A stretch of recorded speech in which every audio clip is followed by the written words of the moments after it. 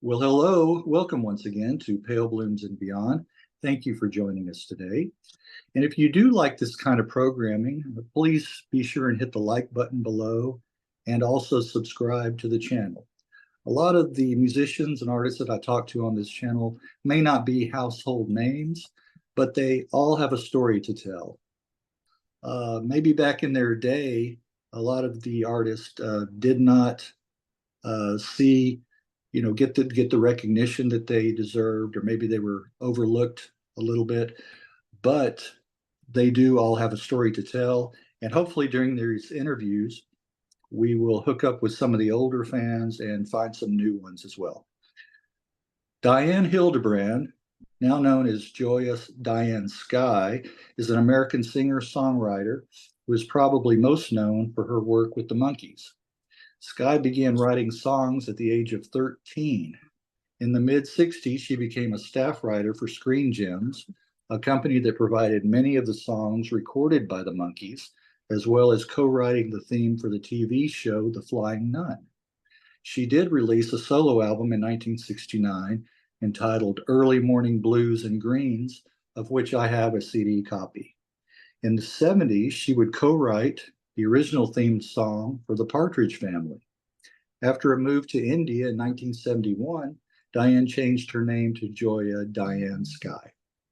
She has since released 3 CDs on the American Windsong music label, the latest studio release being 2018's Long Time Comin.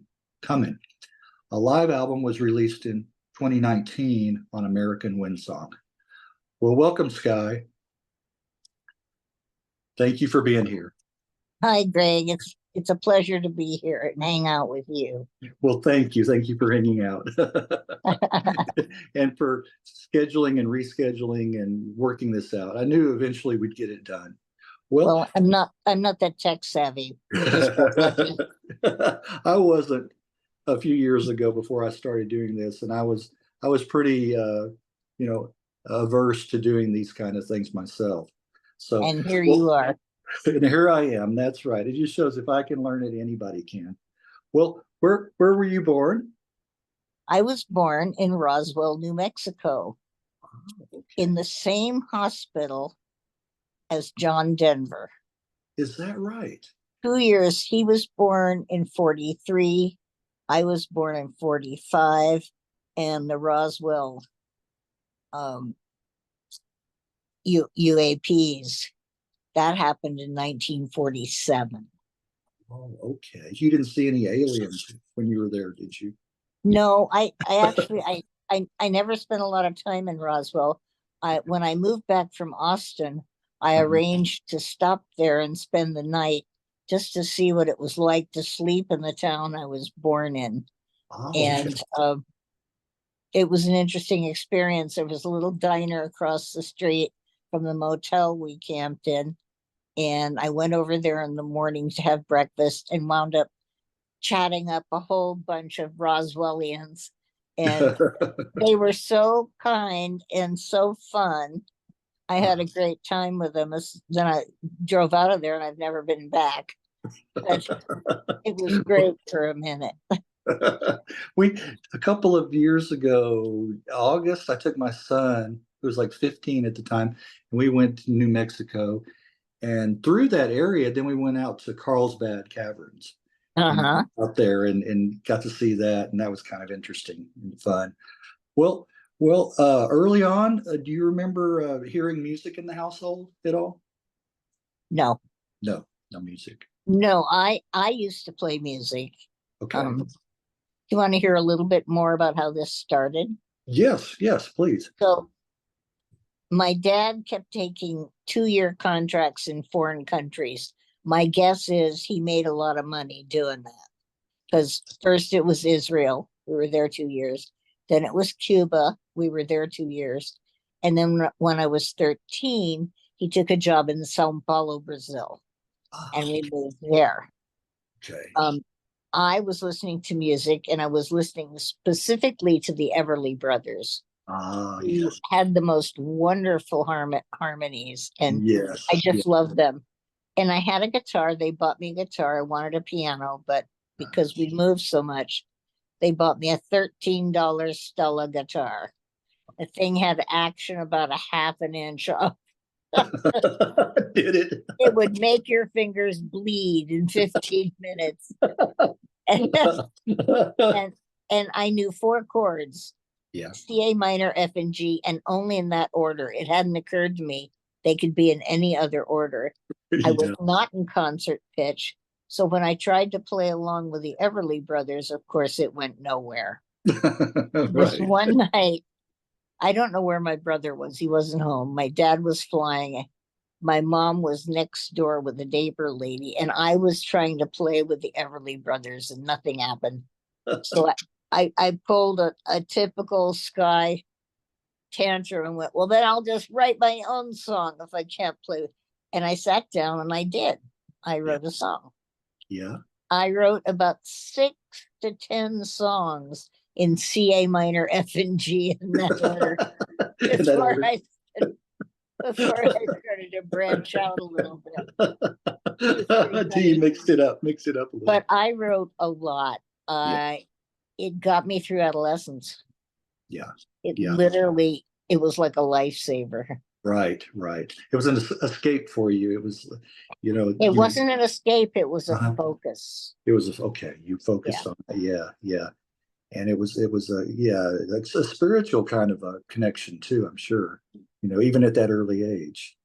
I think so. I think so. I mean, I really think it was a godsend. So Yes.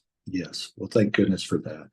Well, can you recall um, when you first bought a single or an album, one of the first ones that you bought yourself? the ones that I had in Brazil, Mhm. I don't know how we got them. I didn't buy it myself. I was only 13. That we brought them from the States. I just remembered the Everly Brothers were on a little 45. Yeah. And I would play them over and over again. They were so good. This is so weird because the guy I talked to earlier today, an English musician, said he was influenced by the Everly Brothers too. That was one. Well, they're brilliant. They were just brilliant. Right. And the way they could sing together, like you said. Yep. Well, and then they had a falling out, which was too bad. Yes, it was. Well, how about artists and musicians that you were into, let's say as a teenager, you started getting into? I kind of got a burning share I want to talk about. And I don't know what sort of a kerfuffle it may cause when word gets out, but there's a song I wrote called Going Down. Okay. It was in it was in 2 at least TV series. The one was Breaking Bad, and I can't remember the other one. Okay. But what happened, Mickey recently has come out and said, I don't know what planet he's coming from, that it's the only song that all 4 of the Monkees managed to collaborate on. Really? The Monkees never added a single letter to that song. Yeah. Lester Sill, who was the head of Screen Gems Columbia Music at the time, called me into his office, and I sort of had a reputation of being a song doctor. Okay. And he gave me this track, and Mike Nesmith had apparently gone into the studio and spent $16,000 cutting a track for a PD song. Well, there was no way in hell Screen Gems was going to let the Monkees have a PD song where they made no royalties. Right. So he gave the track to me and said, can you write something to it? And as usual, I said, of course. And I took it home and I wrote Going Down, and I wrote it in scat, which is old jazz technique. Right. And, Mel Torme, and it was, when I typed it out, it was 2 pages of single line lyrics because it comes really, really fast. I don't know if you've heard the song. Yes, I have. You have? Yes. So So Mickey recorded it. He sang it, which was perfect because it was very much a Mickey Dolenz song to record. And it did really, really well. What I don't understand is how he got the idea that they wrote it. Right, right. Or what he was trying. I just don't understand. Now Lester told me after I wrote it that he had to put the Monkees on the song because they had to make half of the royalties. But he didn't put them in individually, so I only made a fifth of the royalties. He put them in as one person, and so I made 50% of the royalties. Oh, okay. Well, But that was good. Yeah, yeah, at least. at least Yeah, that. yeah. But now he spread it all over everywhere that they wrote it and doesn't even mention me. Well, maybe senility's setting in, you know. Yeah, think, well, I know he did a lot of drugs, but I don't know. I mean, Peter's dead, Davy's dead. I think all but Mickey, all but is Nesmith gone too? yeah, he was the last one. He was the last one to go. And Mickey's still alive and just a little nuts. Yeah, just a little nuts. Who would you have back in the day when they were all young and healthy? Who would you have said would be the last monkey standing? Who would you have thought? I would have thought Peter. Okay. I will tell you though, I adored Davy. He was the sweetest, kindest, really a cool guy. Yeah. Yeah. But Peter and I dated for a while. Okay. Okay. And he was pretty mellow. He hung out like with what's the name of the group? Darn it, just went out of my head. The one before Crosby, Stills, Nash and Young, Buffalo Oh, Springfield. Buffalo Springfield. Yeah. Yeah. He hung out. In fact, I spent a night with him once, and when we got up in the morning, they were all in the living room. Is that right? Yeah. Yeah. Neil was there too? Yeah. No. Okay. Okay. Just yeah. But Yeah. Jimmy Messina was there too. Oh, okay. Okay. Right. Wow, that's something. Yeah, that's a memory there. Well, how about were you ever in a band before going solo or writing for the Spring Chips? The group that I recorded Early Morning Blues and Greens with was a band. Okay. We did work together some. One of the things I think that makes that album work so well is the fact that the same guys played on the whole band, on the whole album. Right. And then Electra brought in this wonderful classical guy who sweetened everything with strings, and he really made it beautiful. Yeah. And what was his name? Oh, God, it's been too long, Greg. That's all right. That's all right. We're just tapping into what you do remember. Pretty much did myself in. Yeah. Jack Holtzman, who was the owner of Elektra Records, right, really stood behind me. But I got this bee in my bonnet about going to India. Okay. And I kept talking about it. And we had a dinner one night, and I got myself in a lot of trouble a lot of times because of my mouth. Okay. Truly. Okay. And I just kept talking about it. He finally said to me, "Go to India, Diane, do your thing." And he wouldn't invest any more money in me, of course, because I wanted it in India. Right. Exactly. Well, going back to the album, Early Morning Blues and Greens, a couple of the songs that I like off of that album were It Was Good. Yep. And From Ray, Who Died Last Summer. It's another one I really Rhea. Okay. Rhea, who died last summer. Rhea, pronounce that right. And then Come Looking for Me. Those are the. Oh, yeah, you like all the best ones. Well, then I have good taste, right? Yes, you have good taste. Thank you. Yeah. But I wrote a lot of stuff with Jack Keller. I adored Jack. He was he he was quite the guy. But I also wrote a lot of songs by myself, and all three of those that you like, I wrote by Yes, myself. all by yourself. Okay, well, I like your taste too. So you have good. Well, I was going to mention. This is interesting too. A couple of your early songs going back. I'm on my way, and he walks like a man. Got some mileage. You got some mileage. I Actually, I made more money with He Walks Like a Man Uh-huh. than with all the Screen Gems songs put together. Put together. Is that right? I wrote He Walks Like a Man when I was 17. I was working for a label that Cliffy Stone had. Yeah. And Cliffy, he was so cool. He was just so cool. He took me under his wing and he let me go in the studio and record things. I was 17. I didn't, Yeah. Yeah. and I wrote this song about one of the other writers there. He Walks Like a Man. Uh-huh. And it just took off. It never got, but I kept making money from Italy. I couldn't figure out why. Well, I was in Italy for a month in 2011, and I found out why.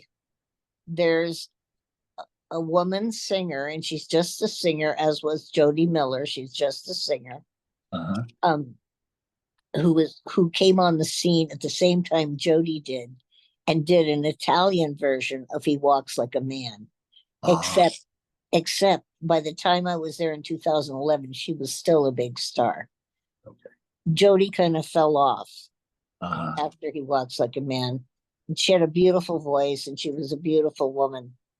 But yeah, she just never really got big. Got big after that. Well, you know And what's interesting about I'm on my way? Barbara Dane sang that on the Alfred Hitchcock Hour in 63.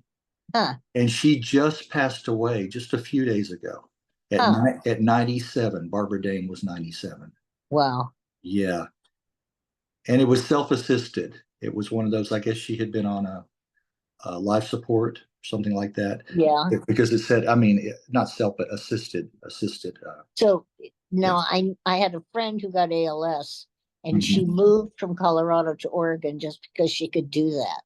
Yes, right. The different states, different laws. Right, right. Yeah. Exactly, exactly. Well, going back, can you remember how you came to be hired on at Screen Gems? It was pretty simple. Um, I got an appointment. My mother knew he was one of, oh God, I can't think. My mother knew this singer-songwriter, and he called in and got me an appointment with Lester Sill. Okay. And so I went in, I took my funky little guitar and I played him 3 or 4 songs. And he said, well, I'm going to put you with one of our writers and let's see what you can do. I said, okay. So I made a date to meet Jack Keller. And we went into one of the music rooms and he started banging around on the piano. And we wrote Your Auntie Griselda, Yeah. which Yeah. I believe is the only song that Peter ever sang on, lead on. You're probably right. Yeah. If you listen carefully, it's out of pitch a lot. Maybe that's what makes it so attractive, you I know. think so. I think it had, yeah, some kind of an appeal. Yeah, and But and that that got me a contract. I just wrote that one song. right. Right away, Well, the Monkees snapped it up and they stepped it up. Well, they gave me a contract. well, did you now talk about? Do you have any interesting monkey stories to talk about besides Peter? Yeah, I might have just given you the whole thing right there. Okay. I liked them. They were mostly good guys, especially Davy. Yeah, And I thought Peter. I never really got to know Mike or Mickey. right. Yeah. Now, Mike was really the only true musician, wasn't he, in the band? Pretty much. Yeah. Yeah. Yeah. Thought so. And he's a local guy. He was I from. always wondered Yeah. why and how they picked the guys they picked. Yeah, yeah, I I did mean, too. everybody in the business, Stephen Stills, all those people auditioned for that show. Right. And I came up with this idea, which could be true, that they were, how do I say this? They they were they were the Mickey Mouse group. Okay. They were characterized from, so Davy was Mickey Mouse, Okay. Peter was Pluto, Okay. Mike was Goofy, and Mickey was Donald. Okay. And if you listen to those characters and think of that, Uh-huh. it becomes very apparent. Okay. I'm gonna go back and listen, and Do it. I'm gonna I'm gonna take your advice and do that. You go, Yeah. that's fun. I've never thought about it that way. I don't think Well, I couldn't figure out why, yeah. you Yeah. know, and that's what I came up with. Whether or not it's true, I have no idea. Well, I'm gonna test that out. That's for Okay, sure. let me know what you think. Okay, I will. Well, you also wrote the B-side to Daydream Believer, Going Down, which we talked That about. was going down. Yeah. Yeah, a little bit earlier. There you go. And do you remember how well did that go down? How well did Going Down go down? Well, it went down really well. Like I Okay. said, they recorded it. It Yeah. was on the B side of Daydream Believer, Uh-huh. um, and then it got played all over the place. Yeah. Well, that was a good title for the song then. Yep. You know.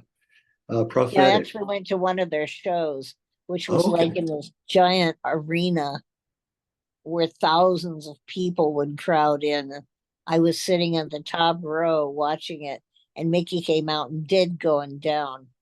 Uh-huh. And in the middle of it, he got down on one knee and he said, and when he stood up, he kind of had a hard time getting up. He says, I'm getting too old to do this song. Back then. Yeah, back then. How interesting it must be to hear someone else singing your song, one that you wrote.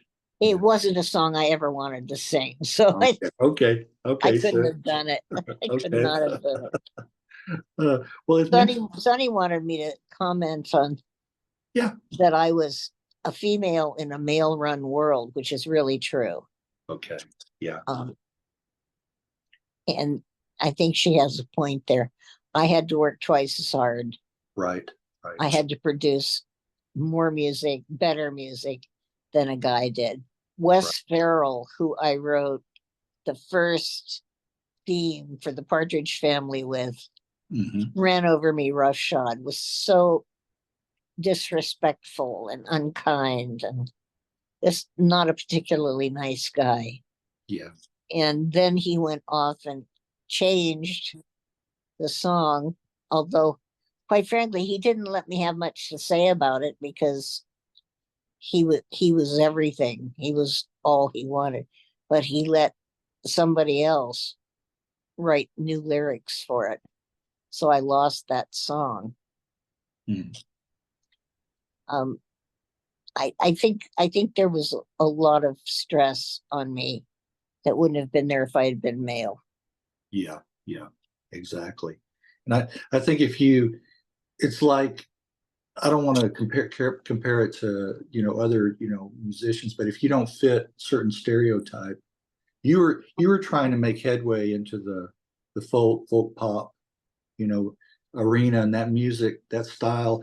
And if you don't fit a certain, they can't pigeonhole you, and mold you and push you in the direction that they want. And if you're strong-headed, willed yourself, it's going to be difficult. Yeah. But I've heard stories, and from male, musicians about how difficult it was too. Just it is. Music industry itself. Well, for the album Early Morning Blues and Greens, you wrote half of the songs and collaborated again with Jack Keller on a couple.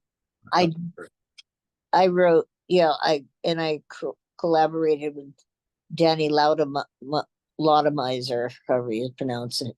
Yeah, how do you say it? I know you're talking about. Yeah, that. So I wrote half the. Okay. I wrote everything else by myself. Everything I mean, else. all three of the ones you like, I wrote by myself. And some top musicians played on the recording Yep, as well. yep. And Bruce Botnick was the Yeah, engineer, right, and right, he became very well known.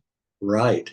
And Jack Holtzman, both of And those guys, Jack Holtzman was the owner of Elektra Records. Electra, right, right. Yeah, Bruce went on to do a lot of really fine material. Yeah, a lot of Yep. engineering. Well, and I mentioned the tracks that I like off of that album. Well, thank you. You picked the good ones. I can pat myself on the back. Well, Yes. how did the album? Do you remember how it fared with the critics and the public? I think again that I made that impossible because I don't think Elektra put any money behind it after me going off about India. Oh, okay, I okay, think I kind of screwed myself on that. yeah. Well, you did go to India. How long were you over there in India? At that time, I wasn't there very long, several months. Okay, I've spent a total of 6.5 years of my life over there. okay, 3 of my 5 kids were born there. okay. I still love that place.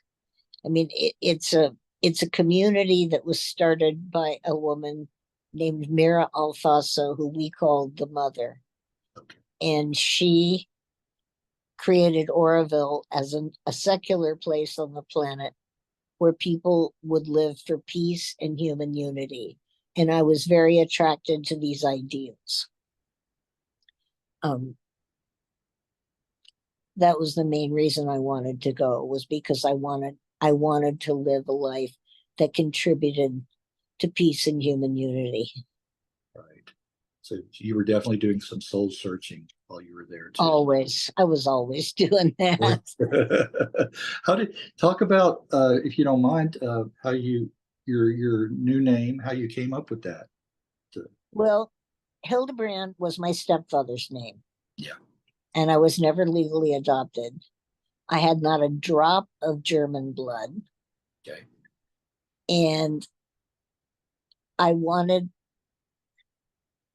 I wanted a name that I could really relate to. And I was in Scotland at a community called Findhorn. Have you heard of Findhorn? Yes, I have. Yes, I have. Yeah. Uh-huh. So I was there for a period of months. And during that time, I was pregnant with my son. Okay. And I was talking to this guy who was an astrologer and a numerologist and trying to figure out a name. And I said, well, maybe because I had Lunora, who the mother named, and Sonora, who the mother named, but the mother was dead when Orion was born. So I didn't know what to name him. And at that point, I told Mark, well, I'm leaning towards Sky for him. And he said, I think, well, the reason this came up was because another singer and myself would get together every night in the tea room and we'd play back and forth. And he always played the Sky Boat song. Because Okay. there's the Isle of Skye The Isle of Skye. off the coast of Scotland. Right. And that's why I've got SKYE. Okay.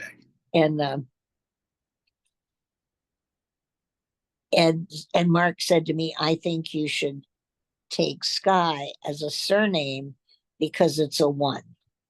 Oh, okay. And Okay. I don't really know what that means other than that. But I just took his word for it. And I said, oh, that sounds good. Because numerology. I really did want to get away from Hildebrand. Okay. Okay. Joya was different, and it was given to me much later, which is one of the reasons I prefer to be called Sky, because Okay. I deeply identify with Sky, and I'm having a really hard time with Joya. Okay. And the whole reason I'm having a hard time with Joya is why this Sadak from India who came to Colorado, to Crestone, where I was living. I started going to his meditations and I found him very credible. And he came to me and told me that my spiritual name was Jaya, which I totally relate to because Jaya is like yay God. Have you ever heard like Shri Ram, Jai Ram, Jai Jai Ram? Have you ever heard that chant? Yes, yes, That's Jai. That's Jai. Okay. Jaya, yeah. Okay. All right. But he said, because you live in the West and because one of your main lessons in life is joy, I want you to call yourself Joya. Oh. Well, Right. Joya still hasn't found that sweet spot. Okay. Really hard for her to call herself something she just doesn't feel. Right. Oh, I'm still working on that one. So for the time being, I prefer to go by Skye. Skye. Okay. Okay. Have you ever considered just dropping the Joya? You know. I have, but I've changed my name 3 times now. Okay. Okay. Okay. All right. Well, in the early 70s, you continued writing for various artists. Yeah. With Jack Well, again. see, one of the things that happened Sure. is I quit writing for the pop industry. Okay. So if you listen to my more recent stuff, Yes. like what's on the live concert, The live concert. Yes.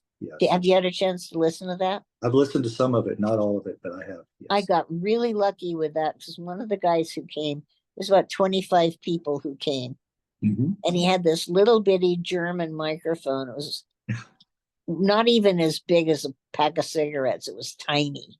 Yeah. Like 2 inches by 3 inches, something like that. And he just held it up in the room.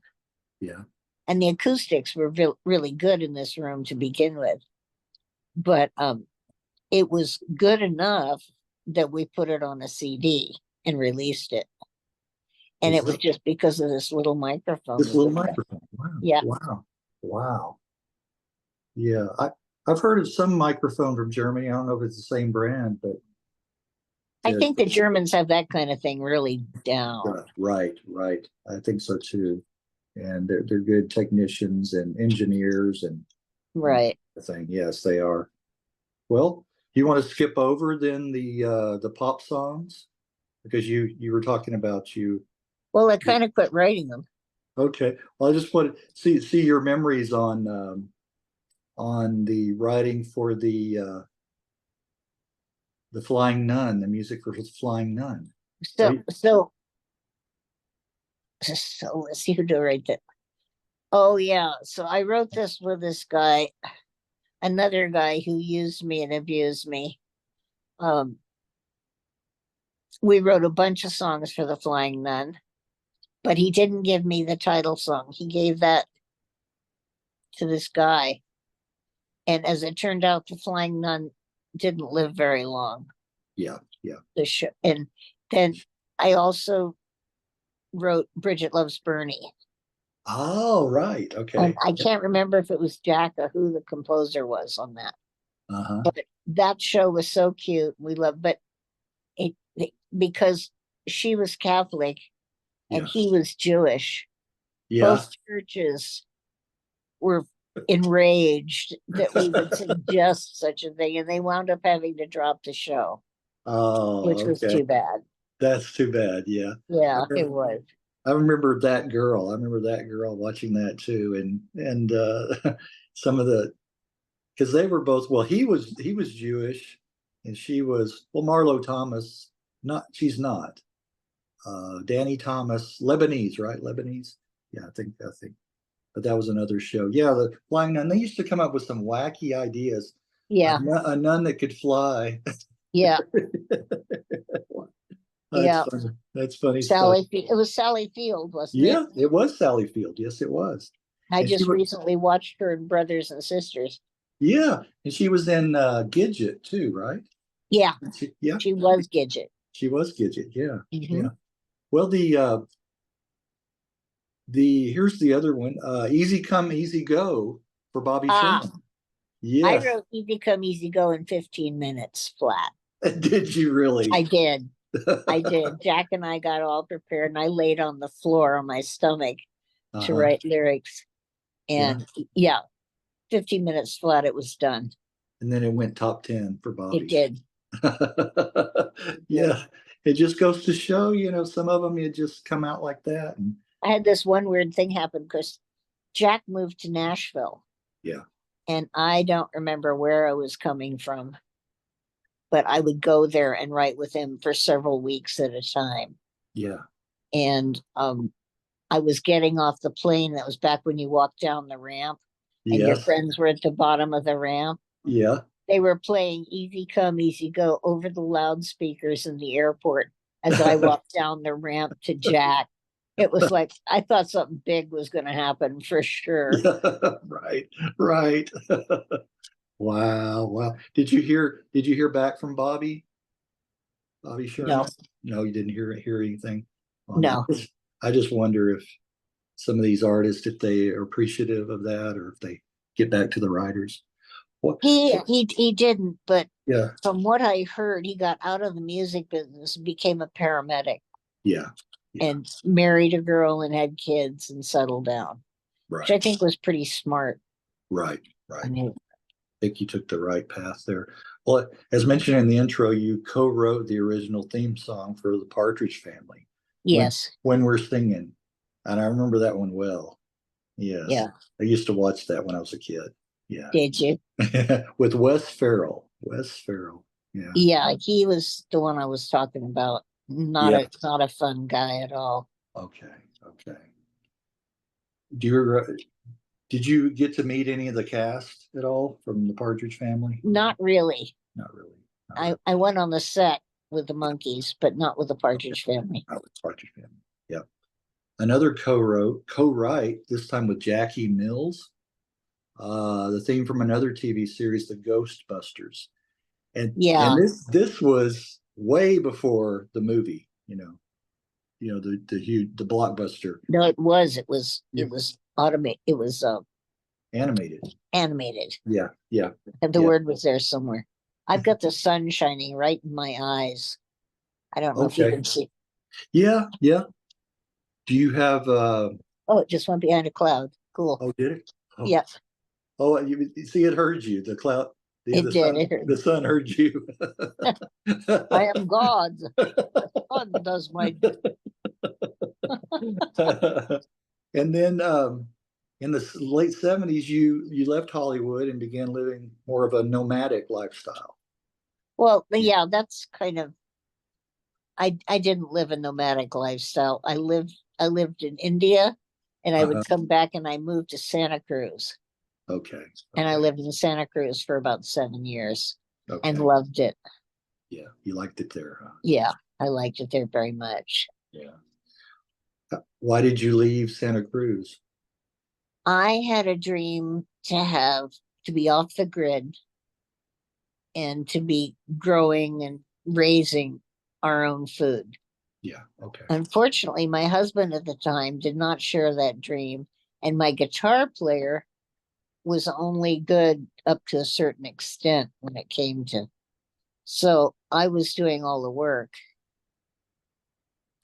The marriage was a bust from the get go, and I was just dumb and didn't see it.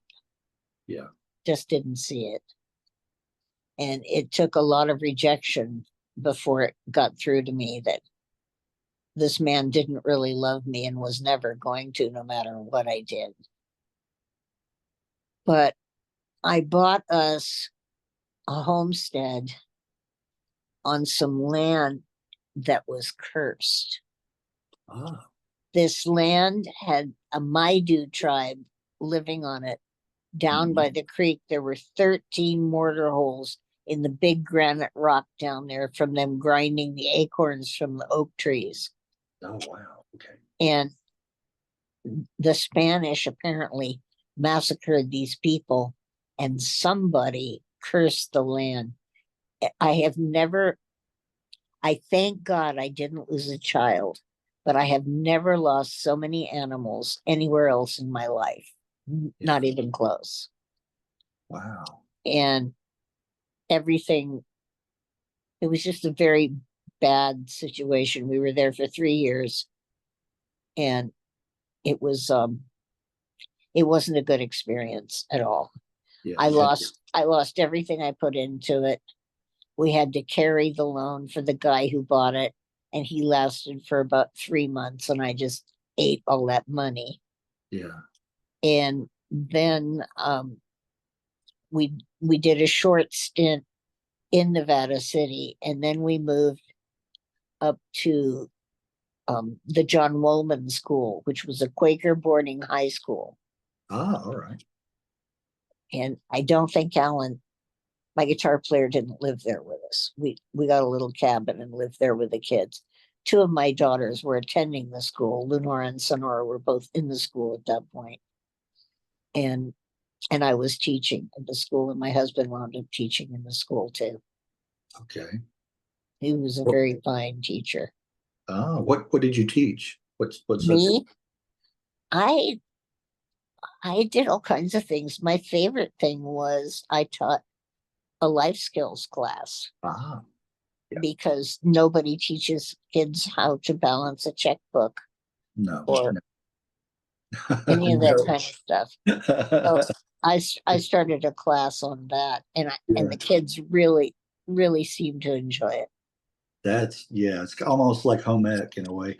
The It is. Yeah. And today they don't even teach them how to write, how to handwrite, you I know. no, there's no more cursive. No more cursive, yeah. Yeah. It's I sad. I don't know what that is. I don't know why. Yeah. That whole art of writing letters is gone, you Yeah, know, you know. yeah. So it's sad, but I mean, The grammar is terrible. oh, it is. It's awful. Well, Sky Songs in 97, Yeah, 77, not 96, 77, yeah, and as Joya Diane Skye, yeah. and you released it independently. Yes. And is that it is Actually, all of those four albums were released independently. independently on? But my cousin, John Hildebrand, now both publishes and works as the publisher, and Okay, the album, he has my whole business thing. okay. He does it. He keeps me going. I haven't been doing music in quite a while because this Right. Guillain-Barré syndrome that I caught, it just Yeah, took it right away from me. yeah, yeah. Well, do you mind sharing, or if you don't want to, that's okay. What that syndrome is? What happened? Guillain-Barré syndrome is an autoimmune disorder where your immune system attacks your nervous system. So it starts down at your feet, and I kept getting worse over a period of about 2 weeks. And then I got up one morning and I couldn't stand even with my walker. Okay, And okay, that was the morning I went to the hospital thinking, oh, well, they'll figure this out in no time. And here I am 4.5 years later. okay. So that's what that. I hadn't heard that before, or heard of that before. So Yeah, it now people recover from it, but I'm 79 now, and I've gotten back. My legs are really strong. I can transfer myself, but I can't just walk. okay, And okay. that's what I wish I could do. And I live in an assisted living facility, and the people here who do the best as they age are the ones who walk. Okay, right, right. Well, I told you my mother, I think I did. She just passed away at 91. 7, you said. No, no, she was 91. She was 91. Oh, Ah, that was the singer. She was 97. The right. Yeah, they did one of your songs, yes. But my mother just passed at 91. So, but Sorry to hear that, Greg. yes, well, she lived a long life, and she did pass. She wanted to go in her sleep, which is what happened. So That's the way to do it. that's the way to do it, and that's what I pray for too. When it comes. Okay, let me just take a minute to tell you Sure. about my near death experience, Okay. because Yes. Yes. I think it Please. might give you some comfort. Okay. So when I was between 23 and 24, I decided I was going to go to Europe and do some writing with the Screen Gems Columbia office in London. And I went into my doctor's office to get a tetanus booster. So he gave me the booster, and then we walked out, and it was lunchtime. So his girls had all gone out to lunch, and he walked around into the office, and I stood at the little counter they had there to write him a check for $13 to get a doctor's visit. And all of a sudden, I didn't feel well. Yeah. And I said, Dr. Marcus, can I sit down? And he said, well, of course. And I looked at the waiting room, and it was way too far away. And I looked down at the floor, and that's the last thing I remember. And I'd gone into cardiac arrest. He had to pick me up, carry me to a room, and get me on the bed. And then I think he did a precordial thump, the thing where they hammer on your chest, and got it restarted. Oh. But what happened was I was flying like Superman away from Earth. And I knew where I was going. And I was really into it. And I thought, my mom, who had sucked my energy my whole childhood, and I looked back over my shoulder and I saw the Earth was receding in the distance. And I went, nah. And I went, first healthy thing with my mother I'd ever done. And I went on, and I came upon this horseshoe group of people, somewhere between 12 and 16 people. And I knew all of them intimately. And I was babbling. I was feeling so much love, Greg. I was so happy to be there. And I was going, oh, I love you so much. I'm so glad to see you again. It's wonderful to be with you again. Don't ever go down there. It's horrible. I'm never going back. Right. And my life wasn't really all that bad at that point. It got worse after that. Wow. So do you think that was brought on by the tetanus shot then? Oh, yeah, it had some sort of an anaphylactic reaction to it. Wow. Just a tip. I don't get vaccines anymore. Yeah. See, we over vaccinated. Every time we went to a foreign country, we got all the vaccines. And I got over vaccinated. And I think my body just wasn't having it. Yeah. I've stopped doing it too since the last. I did it for COVID, but then I still got it. Months later, I still got it. So I've kind of given up on that too myself. If I get the flu, well, the COVID isn't a real vaccine anyway. That's true. That's right. They never actually made it into a real vaccine. They never did That's right. That's right. Yes. Wow. Well, what an experience, a near-death experience. Wow. And you just felt love, right? I mean, you just felt like home and love and joy and inclusion, anything good. Yes. And I have listened to the Jeff Mara podcast. Okay. I think I've heard his name. Yeah. They do. So he's got a special section where you can just listen to near-death experiences, and they're all the same. There's some version of what I had. Okay. Many of them more cognizant than I was. All right. I was just kind of a dumb kid. It took me years before I figured out I'd actually had a near-death experience. Yeah. It was validation for you in a way. It was. Yeah. Yes, it was. Well, and it took away any fear of death. I mean, people still fear dying, like nobody wants to fall off a building or something like that. But right. No, that would be the worst for me because I'm afraid of falling heights. Off a building. Oh, God. I'm afraid of heights. Yeah, I've got terrible acrophobia. Oh, I do too. Do you? Oh, I won't even go up on a skyscraper unless it's closed in. I won't do an open air thing like that. I could not go up to the glass at the Grand Canyon. Glass was like 6 inches thick. Right. I could not go up to the glass and look down into the canyon. It wasn't an option. Oh no. Oh And no. my oldest daughter took her little brother Yeah. and his little sister to look down, and I was having a fit. Yeah. I Oh, can't do that either. I couldn't do that either.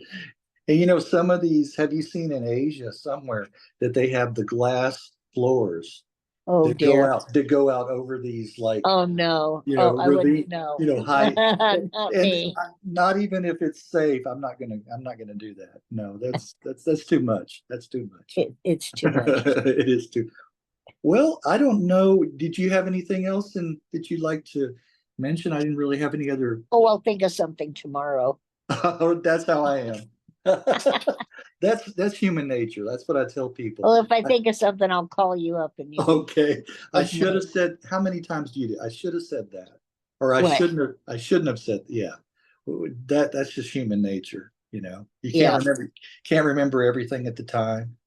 yeah. So, well, I appreciate it. We did make it happen.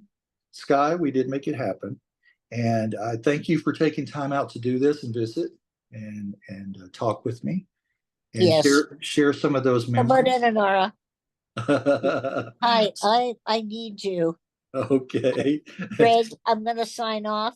Okay. It's And been I will fabulous.